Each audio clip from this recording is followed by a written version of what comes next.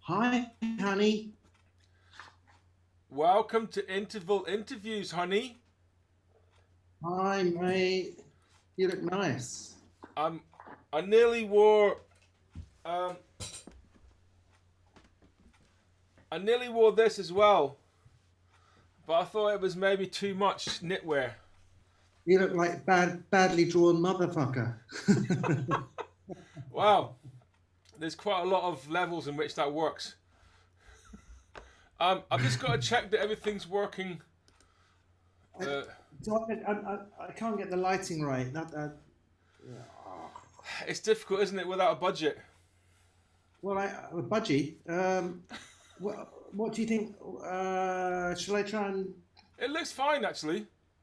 You sure? I can Yeah, sit you've in got the some chair. nice sparkly lights through your window. Yeah, that's the last sort of bastion of Christmas celebration. Oh, there's lots of bottles. There's lots of bottles there. Yeah, I've got all. Are you going to give us a tour around your house? Yeah, I can do if you like. Are you recording yet? Yeah. Okay, here's the piano, my bass saxophone. Oh wow. Do you play that? I mean the bass saxophone. Oh, didn't mean the piano. No, no, it's like a rescue donkey. It needs mending, but I love it so much as an object. It's just beautiful. We know that all saxophone players believe they can play the piano. That's just a given. I'm not too bad on the piano. I couldn't imagine playing the saxophone without being able to play the piano. Do you do that thing where when you play the piano, you turn around to check if anyone's watching? Because you like Liberace, wow, my brother does that, and Tommy Smith does that as well. Here's my bottle collection there. Oh wow! Right. Are these things you found with your metal detector? Presumably not. No, not bottles, not the bottles, but No. I like things like advertising posters for breweries from my town and things like this. So is this entirely your room? Yeah. This is your little world. This is my little world. Yeah, with the parquet flooring and there's my tenor. And can you make a noise in there anytime you want, or do you have to negotiate with other people? No problem. I can make as much noise as I want. No one's ever complained. Like any time, day or night? Yeah, I mean, when I lived in London, if I wanted to play at 2 a.m, I just did. I just didn't do it for long, and I didn't do it loudly. But I couldn't stand the idea of not being allowed to. Very belligerent and childish, but I had a neighbour. I'm an artist. I must perform when instinct takes me. I must let it out. Yeah, exactly. But without taking the piss and being deliberately annoying to other people. But here it hasn't been a problem. Got thick old walls and. There's a woman on Twitter yesterday. I'm trying to avoid Twitter, but there was a woman on Twitter yesterday who'd made this whole series of videos of her neighbour, who's a saxophone player, playing the Pink Panther theme.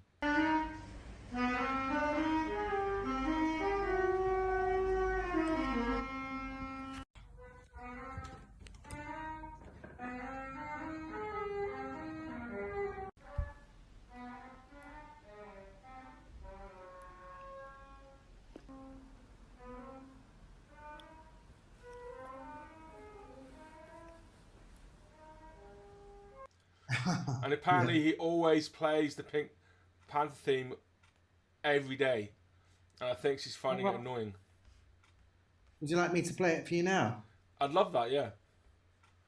Alright.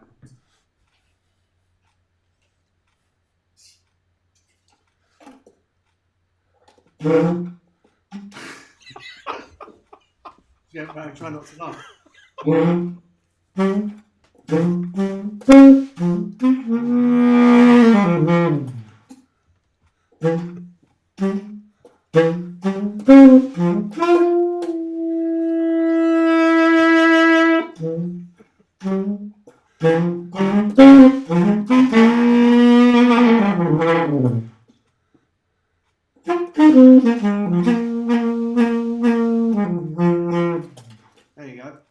grateful, man.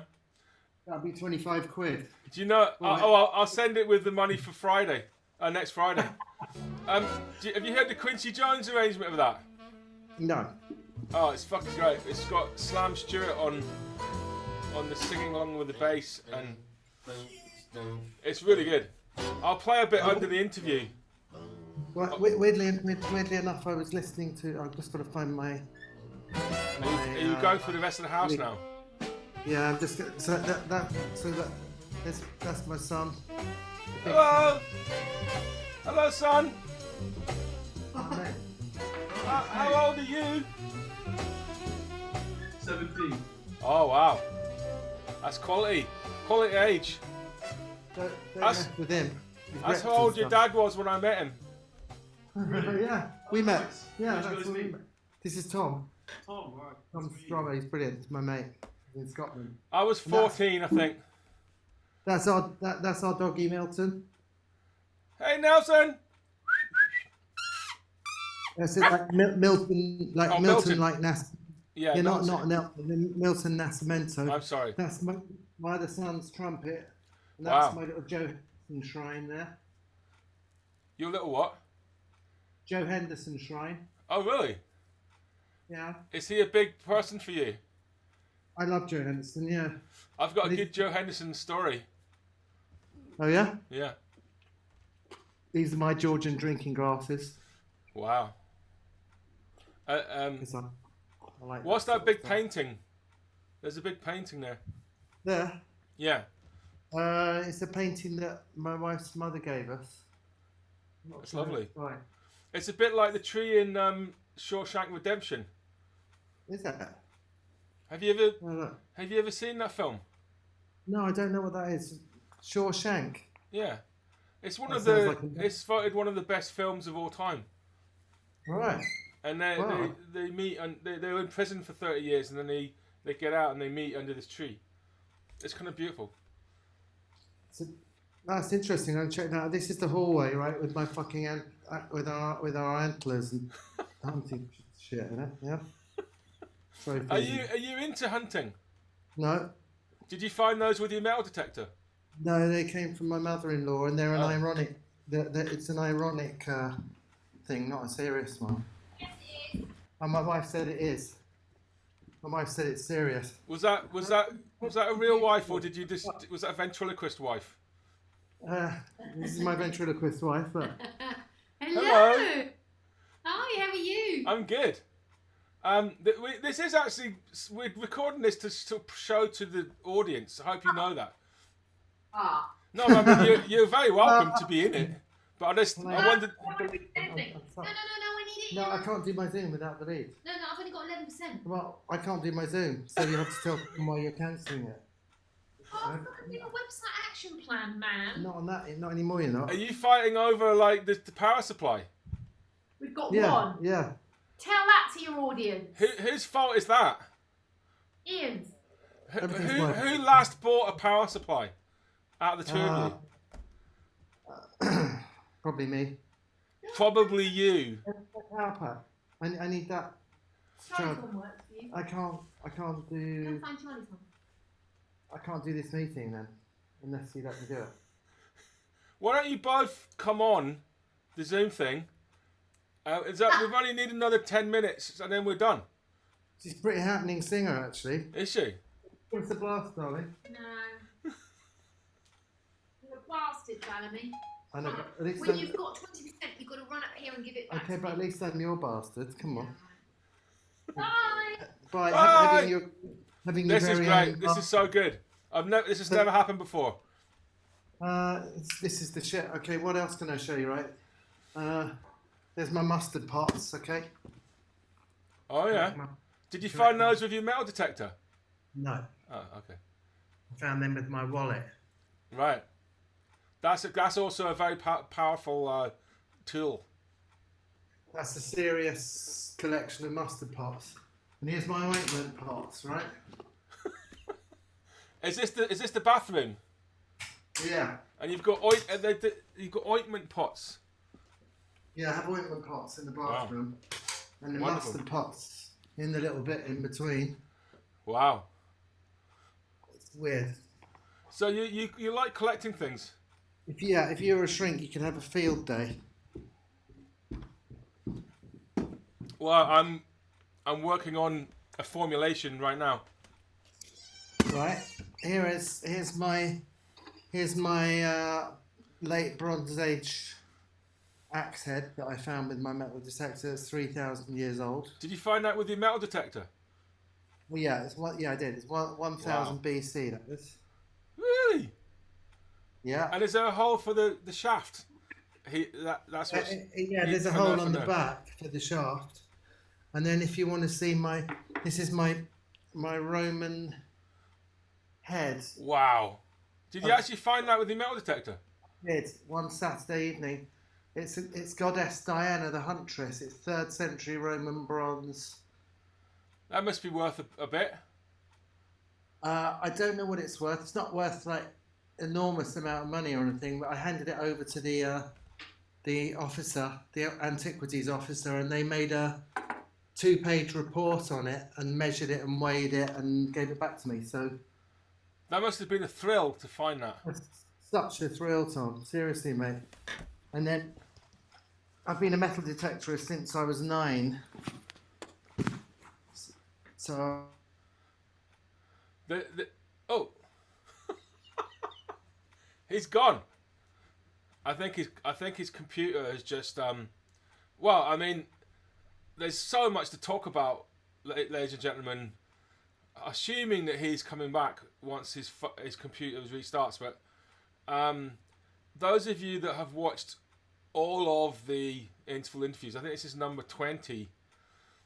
That's a completely new thing. That wasn't prearranged. That just happened, and I feel like I'm sort of on Through the Keyhole, and it's a combination of Through the Keyhole and that Meryl Streep film with Alex Baldwin, and also something to do with Time Team discovering ancient Roman stuff, and they packed a lot in there.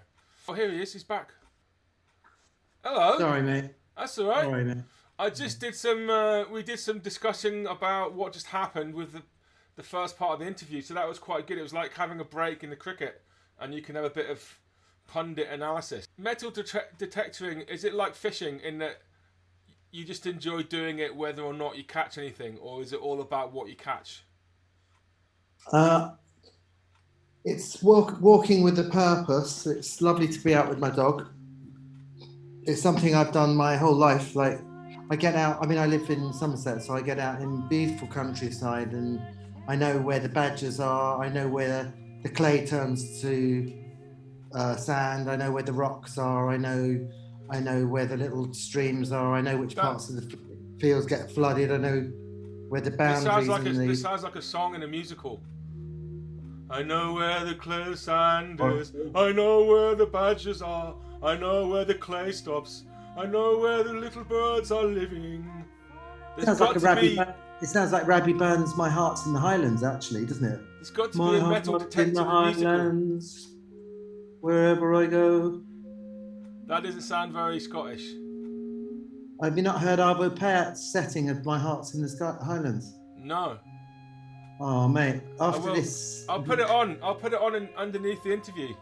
It's so beautiful. It's a piece of minimal austerity for countertenor and church organ, and it's basically take a deep dive into the key of F minor triad, and it's like a chant on F and then A flat and then on C to the Rabbie Burns poem "My Heart's in the Highlands," which is the long. I'm going to play it under this interview. That's probably by some distance the best interval interview there's ever been in terms of just dynamism and seeing the family and all that stuff.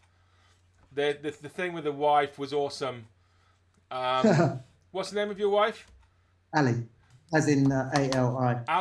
Ali. This interview's going out on Friday in the interval of our gig with Laura Jurd, which has just happened. I just wondered what you thought of the first half. I thought it was pretty awesome, you know. So, last question: how did you get into jazz?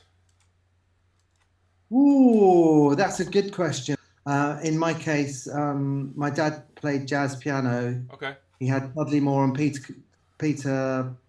Had Dudley Moore and Oscar Peterson and records like that in the house, and it was on in the background, and they had grown-up parties where I'd be trying to fall asleep upstairs, and Dad was playing piano with amateur sort of bass and drums downstairs, and lots of laughing, and I grew up with it. If you take an interest in it, it comes easy. It was just sort of it just bled its way in. And then I got trapped in a rehearsal with him in 1978. He said he had a gig, and I thought I was going to get a half of beer, but it wasn't even in a pub or anything. It was just in a front room in Woking.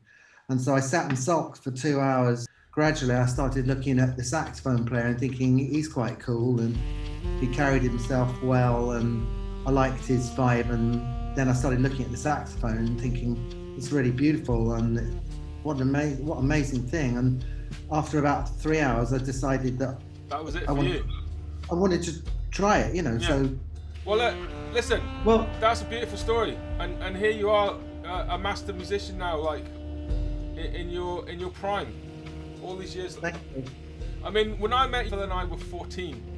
It was in Wavendon, and I think you were playing.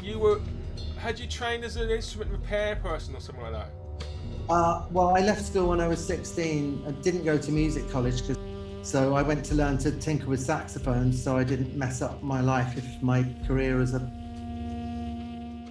hopeful jazz pilgrim didn't work out. You were very, very good then. I mean, I remember we somewhere I've got a cassette of you playing "Here's That Rainy Day" at Wavendon on alto. I think it was alto. Well, that'd be fun to hear that. And you were very, very good then. I mean, so you obviously got a lot of shit together by 17. I think a lot happened quite quickly, you know, and then it was sort of downhill from then on. Well, I'm looking forward to playing with the guys and meeting the guys and everything. Yeah. Thank you very much.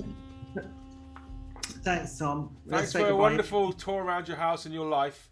It's really been fantastic. And then we'll see you next week.